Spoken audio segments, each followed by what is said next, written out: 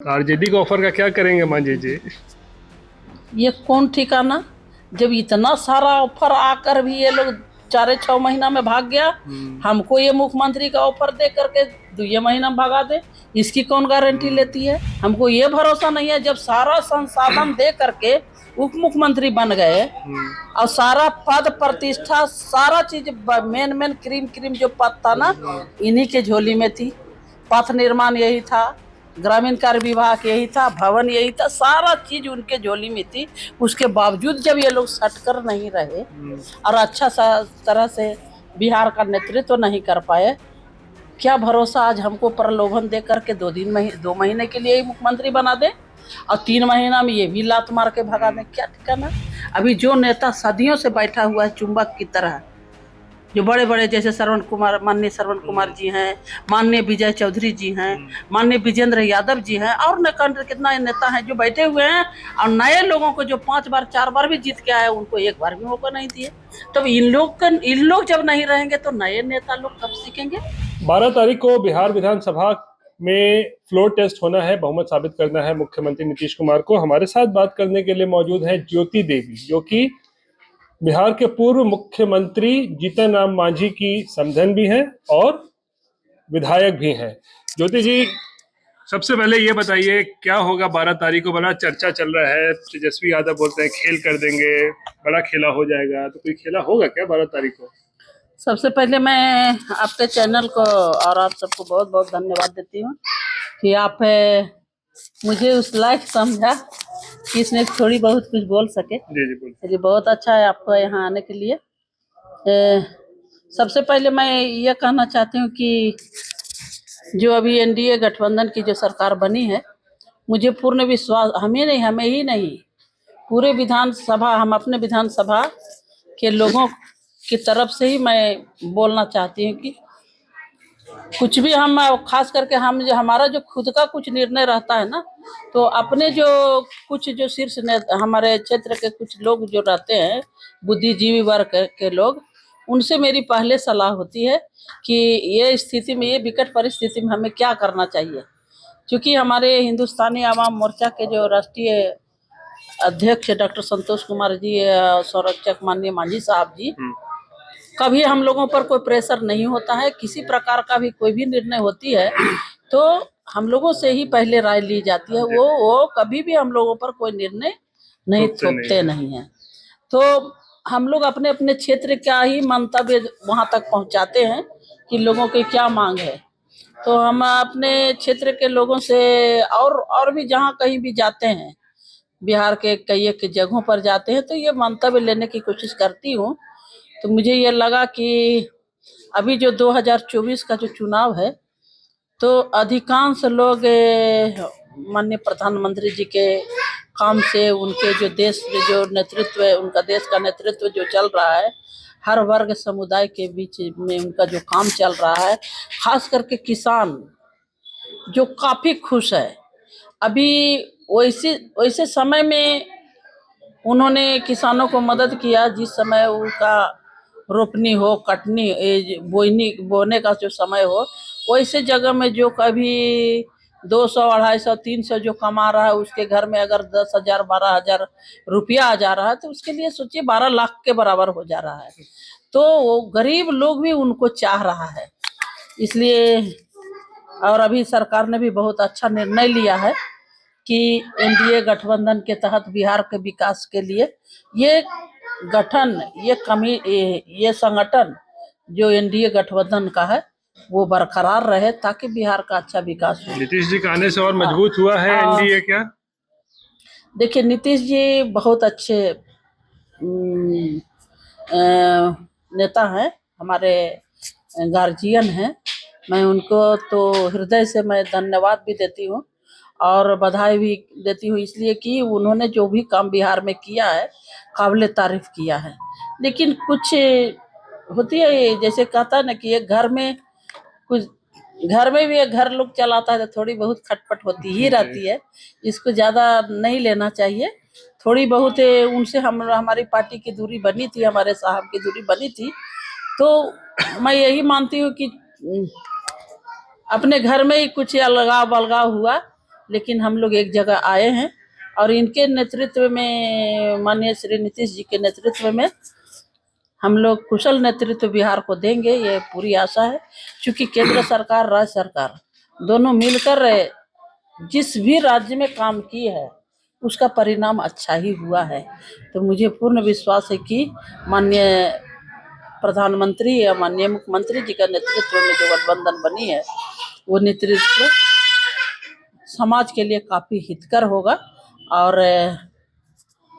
मेरी पूरी प्रयास है, हमारे पार्टी की भी पूरे प्रयास है कि बिहार में जो 40 गो सीट है हम लोग इतना मेहनत करें। चूंकि हमारा जो संगठन है, हमारे जो पार्टी है, माननीय श्री डॉक्टर संतोष जी का जो भी फरमान आते हैं हम सब के लिए, हम लोग उसको पूरा करते हैं।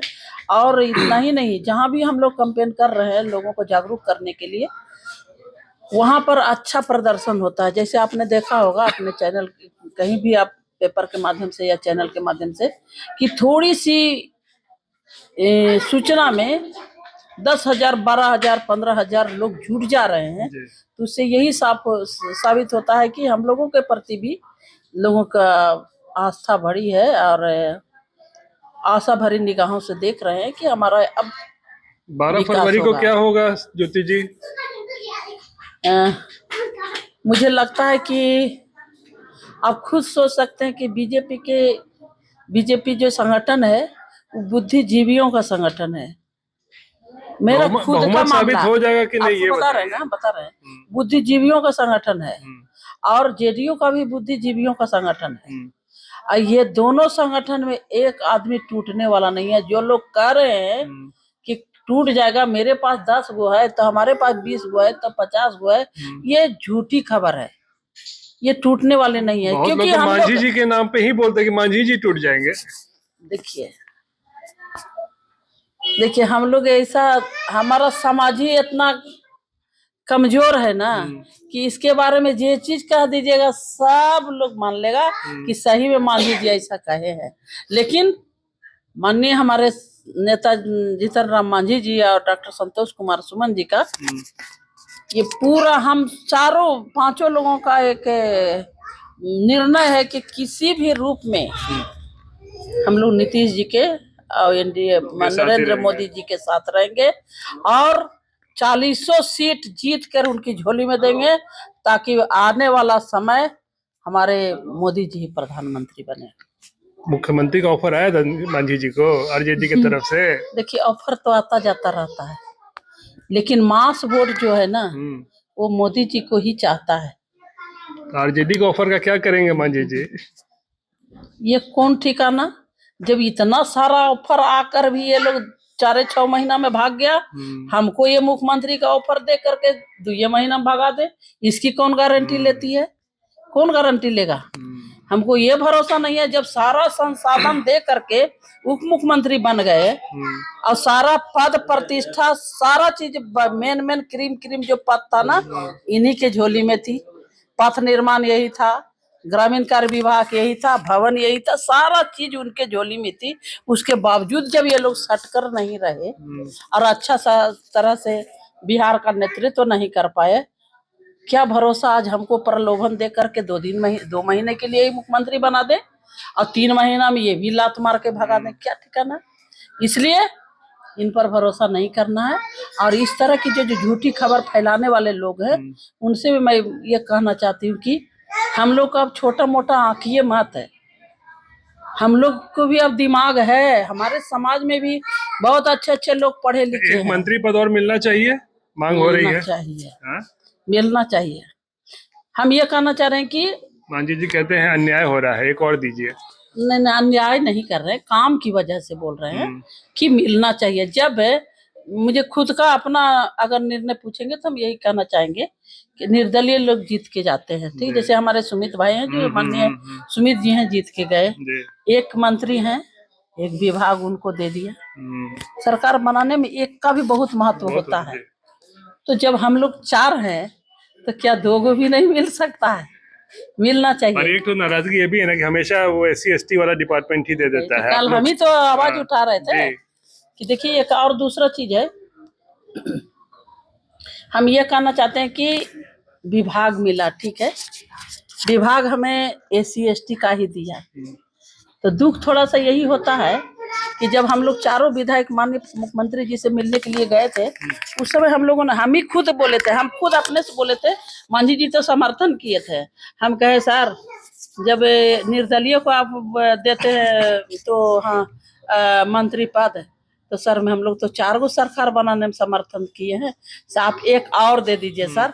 तो वो बोले कि ठीक है मिलना चाहिए, तो आपको बीजेपी ना देगी वोट आती मंत्री पद। तो हम बोले कि आप विरोध नहीं करिएगा तो बीजेपी देगी, आप भी समर्थन कर दीजिएगा सर तो एक मंत्री मिल जाएगा। तब वो बोले कि एकदम मिलना चाहिए, हम भी समर्थन करेंगे। मुझे बड़ी खुशी हुई और NDA गठबंधन के शीर्ष नेताओं को, जो प्रधानमंत्री हो या अमित शाह जी, माननीय अमित शाह जी हो, हमारे मुख्यमंत्री जी, हम बधाई देते हैं कि उन्होंने हमें एक दिया, एक पद मंत्री का दिया। लेकिन सवाल मेरा थोड़ा सा यही है कि एक मंत्री पद तो उन्होंने दिया, लेकिन मेरा भाई का ही पद छीन कर आपने दे दिया ना, जो कि 6 महीने ही मंत्री बने थे, माननीय रत्नेश सदा जी। सही बात। 6 महीने आपने उनका क्यों छीन के दे दिया? हम छीन लेते वहां जो सदियों से बैठा हुआ है, नए लोगों को सीखने का मौका आप नहीं दे रहे हैं। हम अपना मंतव्य दे रहे हैं, इसमें हमारे नेता का कोई रोल नहीं है। बड़ा विभाग आप लोग भी चाहते हैं? नहीं, हम विभाग की बात नहीं कर रहे हैं, हम ये कह रहे हैं कि SC ST ही आप दे देते, कोई दिक्कत नहीं था। लेकिन आप किन से लेकर दे रहे हैं? मेरा भाई से ही आप लेकर दे रहे थे, दे रहे। ये कहीं पर दुख की बात है कि 6 महीना के लिए कौन परिपक्व हो जाता है? जब मैट्रिक पास होने के लिए 10 साल समय लगता है, तो राजनीति रूपी पढ़ाई को पढ़ने के लिए 6 महीना में क्या कर लिया वो? उसको सीखने का मौका देना चाहिए। अभी जो नेता सदियों से बैठा हुआ है चुंबक की तरह, जो बड़े बड़े जैसे माननीय श्रवण कुमार जी हैं, माननीय विजय चौधरी जी हैं, माननीय विजेंद्र यादव जी हैं, और कितना नेता है जो बैठे हुए हैं, और नए लोगों को जो 5 बार 4 बार भी जीत के आए, उनको एक बार भी मौका नहीं दिए। तो इन लोग जब नहीं रहेंगे तो नए नेता लोग कब सीखेंगे? उनको भी मौका मिलना चाहिए।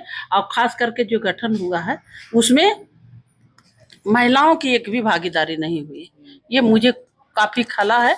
और मुझे लगा कि जब माननीय प्रधानमंत्री जी, माननीय मुख्यमंत्री जी आधी आबादी की जब बात करते हैं, उसमें एक अणु भी आपने जोड़ने का काम नहीं किया, और सारे पुरुष लोग ही बन गए मंत्री। चलिए आखिरी सवाल, आप नहीं चाहती है मंत्री बने? मेरी कोई इच्छा नहीं है। बनाया जाएगा तो बनेंगी? अब बनाया जाएगा तो मानेंगे कि ईश्वर का देन होगा कि बनाएंगे तो बनेंगे। चाहते हैं ना, लेकिन कि हम ये काम करने का मौका मिले अगर मंत्री के तौर पे तो करेंगे काम? जी करेंगे, लेकिन हम ये कहना, जब मेरी वैसी ख्वाहिश नहीं है। हम देने वालों में से हैं।